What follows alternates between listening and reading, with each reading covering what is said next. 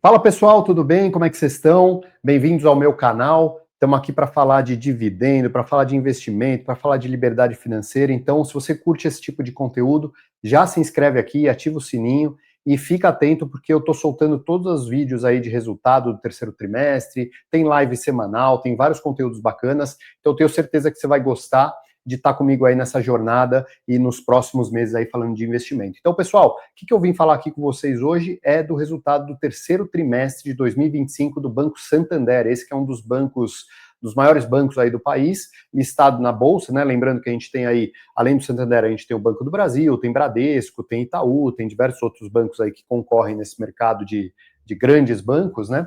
Mas a gente vai dar uma aprofundada no que foi o resultado do terceiro trimestre, para, no fim das contas, você entender. Santander é para mim, não é para mim, tá caro, tá barato, vai pagar bom dividendo, não vai. Então, fica atento aí que eu vou mostrar isso para você agora. Então, pessoal, vamos começar aqui entendendo o Santander 11, né? Sambi 11 aqui é o ticker mais negociado do Santander, terceiro trimestre de 2025. Então, isso aqui nada mais é do que a apresentação que eles soltaram hoje cedo lá no site do Santander. Então, se você quiser, você vai lá, Central de Resultados, RI, Santander, você vai achar esse material aqui. Então, é um material oficial, vamos dizer assim, do Santander para a gente poder explorar bastante esse tema aqui, tá? Pessoal, principais mensagens aqui da administração em relação ao lucro líquido. O lucro líquido do banco aqui ficou em torno de 4 bilhões de reais, né? Esse lucro líquido ele foi maior do que o mercado estimava. O mercado estimava ali por volta de 3,6 bilhões de reais no trimestre. Foi quase 10% maior do que o trimestre anterior e 9% maior do que o terceiro trimestre de 2024. Isso pareceu que é uma notícia boa, porque o mercado hoje cedo estava reagindo bem à ação, ela estava subindo por volta de 3%. Então, sinal de que o mercado aprovou esse resultado e considerou que ele superou aí as expectativas, né? Além disso, a gente tem um outro indicador que é fundamental para você analisar banco, que é o retorno sobre patrimônio líquido, né? Geralmente o pessoal usa ROI, Return on Equity. Aqui o Santander gosta de usar o ROAE, que é Return on Average Equity, porque é o patrimônio líquido médio ao longo do ano, né? Então, eles entregaram aqui 17,5 de retorno on equity, que é um número legal, interessante, está mais ou menos ali na média do que um banco bom deveria entregar, mas vamos dizer assim, o banco excelente no seu campo de atuação é o Itaú, que entrega por volta de 22, 23% de ROI, pelo menos foi isso no segundo trimestre de 2025. Então, o Santander ainda está muito longe de uma zona de excelência, mas também mais à frente do que, por exemplo, o Banco do Brasil, depois desse episódio aí do agro, que tem deixado a rentabilidade do banco, eu acredito que vai ficar por volta de 12, 13%. Mas mesmo assim, vale aquela máxima, né? O melhor negócio do mundo é um banco, o segundo melhor negócio do mundo é um banco mal administrado, então muito difícil você perder dinheiro com bancos grandes, né? Então eu gosto de separar muito o que é o universo de bancos grandes, Santander, Bradesco, Itaú, Caixa Econômica, que não é listada, enfim, todos esses bancos que a gente conhece e anda na rua aí, e bancos regionais, bancos menores, então Banestes, Banrisul, etc. Esses são bancos que, coincidentemente, eu trouxe aqui dois exemplos de bancos estatais, mas são bancos que eu quero dizer assim, são bancos médios a pequenos e que não têm necessariamente essa robustez que esses bancos grandes têm, principalmente porque são bancos que recebem muito depósito à vista, tem um passivo muito pulverizado, né? Então, quando você deixamos o dinheiro lá no banco, isso dá uma estabilidade para o banco poder emprestar esse dinheiro, diferente de um banco menor que às vezes depende de um ou outro cliente grande depositando dinheiro lá, e isso não é muito interessante, tá? Então, quando a gente fala aqui de receita de um banco, a gente pode compor basicamente entre duas linhas: a margem financeira e as comissões, tá? Então, quando a gente fala aqui de margem financeira, o banco ele ficou relativamente estável ano contra ano, caindo até um pouquinho aí, e as comissões o banco cresceu 4% ano contra ano. Então, quando você olha esse número parece até interessante, mas se você considerar que a inflação foi 5% de um ano contra outro, naturalmente o banco ele não cresceu muito em receita, pelo contrário, quando você pensa em termos reais, ele até caiu um pouquinho de receita, mas isso é um ponto até que o CEO colocou na teleconferência que eu acho que vale a pena explorar aqui. A principal linha de custo de um banco, né, enquanto uma fábrica você tem um custo de produção, enquanto um serviço você tem custo de mão de obra, no banco você tem o que eles chamam de custo de crédito, que nada mais é do que as inadimplências que o banco toma ali e acabam virando um valor que ele não consegue recuperar, isso entra na margem de custo dele, além daquilo que ele tem que remunerar para a sua base de depositantes para aquele capital, né? Então, o custo de crédito do banco ele está relativamente estável, seja em relação ao quarter, seja em relação ao ano, e a parte de gastos e despesas aqui é muito mais as despesas administrativas do banco, depreciação, amortização e despesas com pessoal. Então, é isso que o banco traz ali na sua visão de gastos, né? E o índice de eficiência nada mais é do que essa relativização do gasto com a receita. Então, depois eu falo mais um pouquinho sobre o que eles falam aqui. O banco tem batido muito nessa tecla de centralidade no cliente. A gente vê aqui que hoje eles têm uma base de quase 73 milhões de clientes, né? Uma base interessante pra caramba. E só que menos da metade disso são clientes ativos. Então, aproximadamente 34 milhões são clientes ativos, e essa métrica de ativos é muito particular de cada banco. Eu não sei exatamente o que eles usam aqui para falar que os clientes são ativos. E o que eles buscam é aumentar essa base de clientes ativos. Então, não é tanto trazer clientes novos, mas sim ativar essa base de clientes que tem uma conta aberta, que tem algum relacionamento com o banco, e torná-los clientes ativos, ou seja, que tenham várias interações com o banco ao longo do tempo, né? Eles usam muito métrica de NPS aqui também para medir a satisfação do cliente em relação ao banco. Então, o NPS é o nome para Net Promoter Score. Então, é uma métrica que vai de menos 100 a 100, tá? Diferente de muita gente que acha que é um percentual, ele não é. Então, quando você está numa escala ali de 60 pontos, 50 pontos, é uma zona ali de regular para bom, tá? Não é uma zona de excelência. Então, isso mostra que o banco tem muito espaço ainda para melhorar seus produtos, muito embora eles estão falando aqui que o NPS, por exemplo, de PJ foi recorde. Então, eles já estão trabalhando nisso para melhorar esse NPS, tá?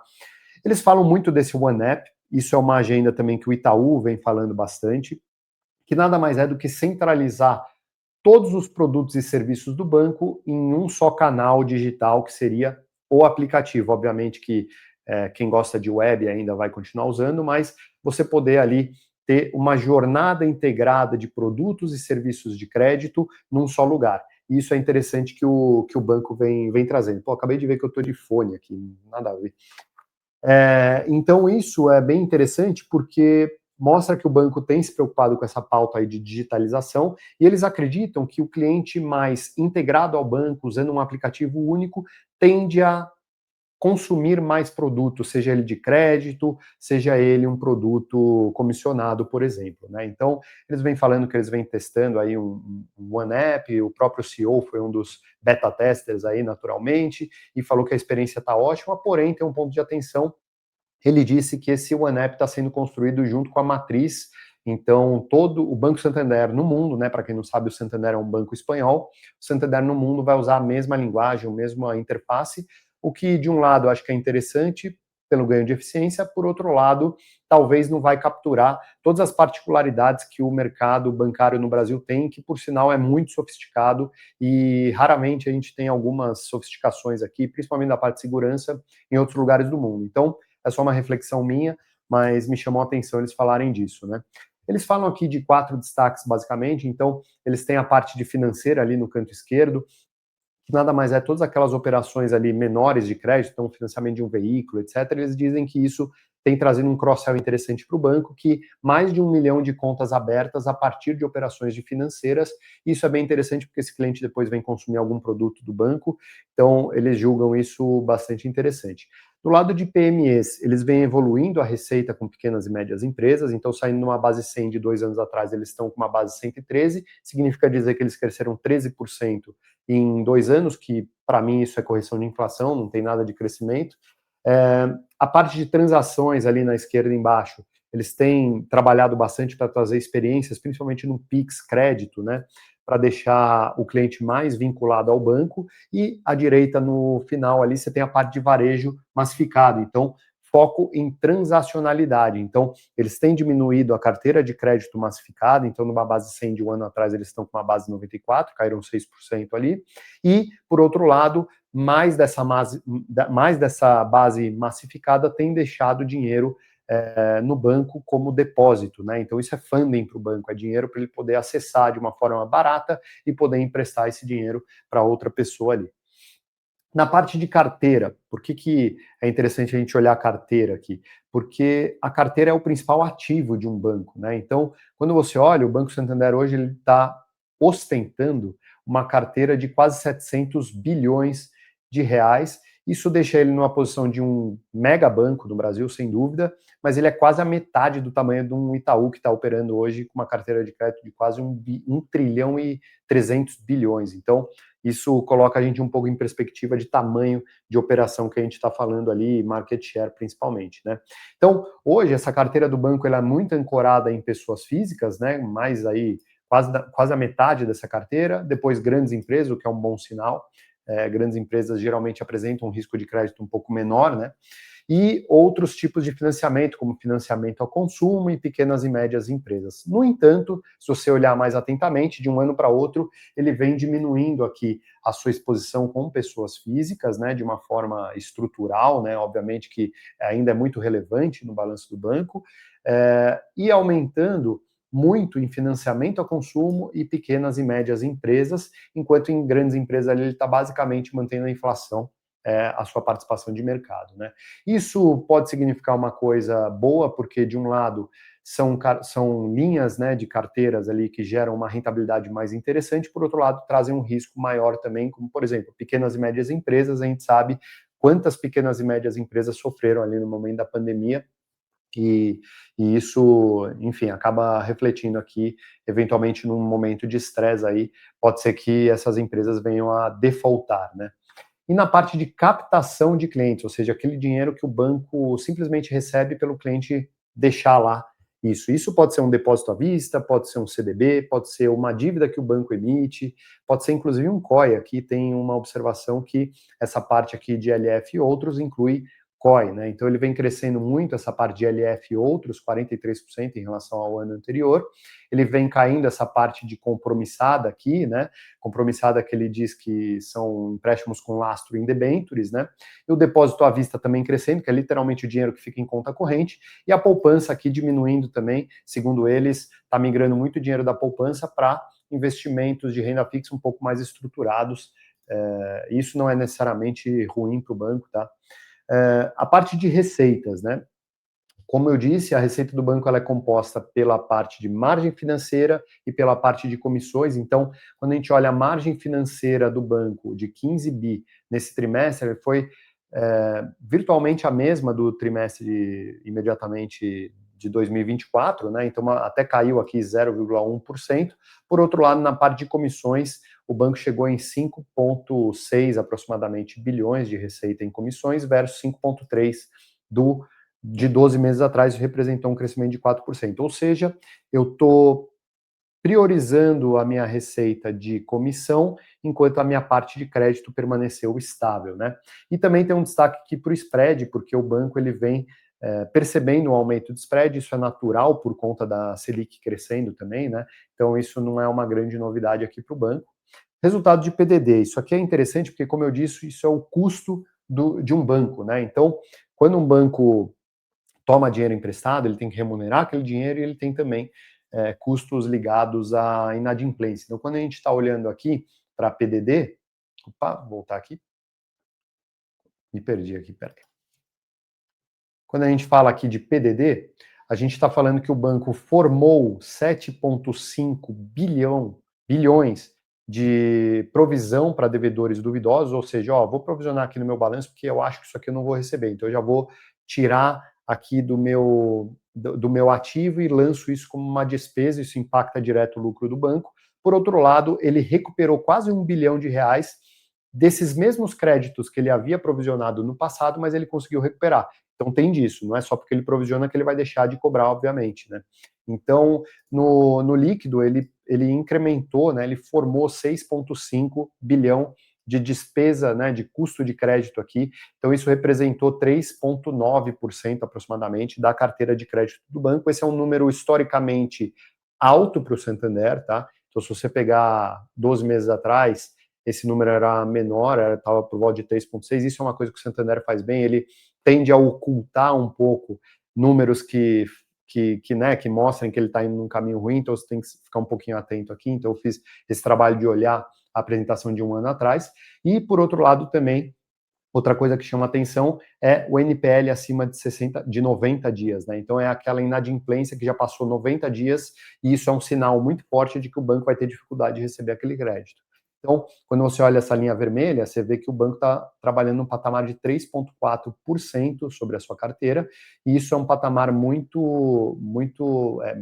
um patamar maior do que a série histórica que ele apresenta aqui, né? Quando a gente fala de despesas, isso aqui é despesas administrativas, de pessoal e etc., e a gente olha muito para esse índice de eficiência. Então, hoje o banco está operando numa faixa de 37,5, isso nada mais é do que quanto ele gasta com essas despesas versus a sua despesa, né? E tem uma trajetória de queda aqui, muito embora já foi menor aqui no segundo trimestre de 2025, e o CEO falou que busca ali um índice de eficiência por volta de 30%. Eu não sei como ele vai conseguir fazer isso, mas ele prometeu aí, o Banco Santander sempre prometendo, vamos ver se ele cumpre, né? E aqui você tem um apanhado geral do resultado, né? Então, como eu disse, a soma de comissões e receita financeira, de margem financeira da receita do banco, né, que de ano contra ano subiu 1%, o resultado de PDD subiu quase 11%, as despesas até caíram em relação a um ano atrás, também outras receitas e despesas operacionais também caíram, despesas tributárias ali aumentando um pouquinho e outros aumentando 44%, mas numa base muito baixa. Então você tem aqui um lucro antes do imposto, né? Quando você pega essa receita crescendo 1%, alguns resultados de PDD principalmente crescendo bastante, você tem uma queda do resultado do lucro antes dos impostos, que eu gosto muito de ver essa métrica para bancos, tá? Então, mais do que o lucro líquido, olhar qual foi o resultado antes de imposto, e aqui a gente está falando que o banco andou para trás um pouquinho, 1% ali, nominal em relação ao ano anterior. Se você colocar a inflação aí, então, ele andou para trás 6% de forma real, né? E aí você tem aqui alguns efeitos de imposto de renda, a alíquota um pouco menor, o que levou o banco a apresentar um resultado 9,4% maior em relação ao ano anterior, mas isso tem um golzinho de mão aqui, porque isso tem muito a ver com uma estratégia tributária que o banco tem adotado ali, e ele vai tentando algumas artimanhas ali para pagar menos imposto, nada, obviamente, fora da lei, mas é uma gestão ali tributária, né? Então, basicamente é isso. Ele fala aqui que tem hiperpersonalização como uma das bandeiras, né? O Brasil como centro de inovação, mas assim, de novo, isso aqui para mim não significa nada, o que importa é o resultado, e vamos acompanhar aí o que o Santander vai trazer. Aqui tem um gráfico que eu gosto bastante, que é o lucro contra a cotação, e você vê que abriu aqui um gap, então ele tem trazido mais lucro do que a cotação vem acompanhando esse potencial de geração de lucro. Isso pode significar que o mercado está um pouco desconfiado do que o banco, da capacidade do banco de entregar, né? Hoje ele está com um dividend yield de 6,4% aproximadamente, então isso nada mais é do que a soma dos últimos 4 JCPs que ele anunciou trimestrais, né? Então ali, 2 ali na faixa de 40 centavos bruto e 2 na faixa de 54 centavos bruto. Então isso faz com que o banco tenha um dividend yield de 6,3, que na minha opinião não é suficiente para eu entrar nesse banco, né? Se você projetar aí o que o banco tem para oferecer nos próximos 12 meses, eu acho que não vai superar ele ali por volta de 7% também. Então, para mim, acaba sendo um banco muito caro pelo que ele entrega de proventos, né? Muito embora ele tenha o potencial de crescer esses proventos no futuro, não sei, mas não vou dar o benefício da dúvida para o Santander nesse momento, porque eu acho que tem outros bancos muito mais interessantes, dando resultados muito mais interessantes e com uma capacidade de colocar dinheiro no meu bolso de uma forma mais rápida. Então é isso que eu vejo, né? Quando você olha aqui para o payout do banco, ele trabalha sempre numa base de 50% a 55% de payout, que é bem interessante. Então ele consegue ainda reaplicar esse dinheiro no banco para crescer a sua base de patrimônio líquido, né?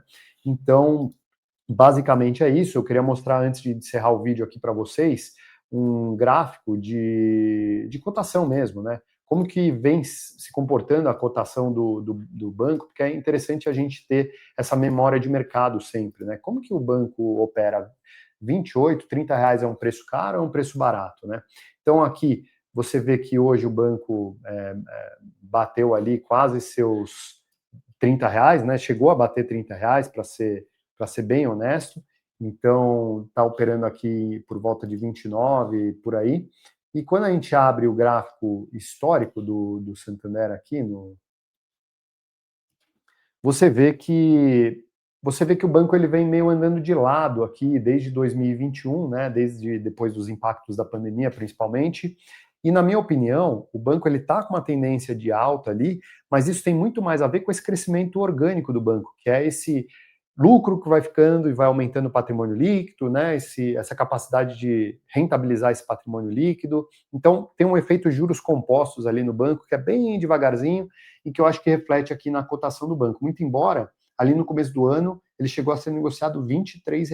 Então, eu acho que nesse patamar de preço era até bem mais interessante, mas o banco já chegou a custar aqui, ó, antes da pandemia, chegou a bater aqui R$ 33 por aí, e ele, claro, vem trazendo uma trajetória desde 2013 de bastante crescimento aqui, vários investidores grandes da Bolsa surfaram essa onda do Santander, mas eu vejo que o Santander hoje não tem grandes coisas que brilham os meus olhos, principalmente pensando no longo prazo, principalmente porque eu evito vender ações, né? Já tive Santander, mas em algum momento ali, algum outro banco me soou mais interessante, acabei me desfazendo da posição, mas, como eu disse, eu prefiro algumas outras opções aí de bancos ao Santander nesse momento. Então, se você gostou desse conteúdo, considere se inscrever aí no canal, ativar o sininho, porque ao longo dos resultados do terceiro trimestre eu vou soltar vídeos das principais ações pagadoras de dividendos, também tenho lives toda segunda-feira, então você pode acompanhar aí no canal, e eu tenho certeza que a gente vai estar junto aí dentro dessa trajetória, dessa jornada muito longa que é investir em ações pro longo prazo. Então conta comigo aí, um grande abraço para você e obrigado pela audiência.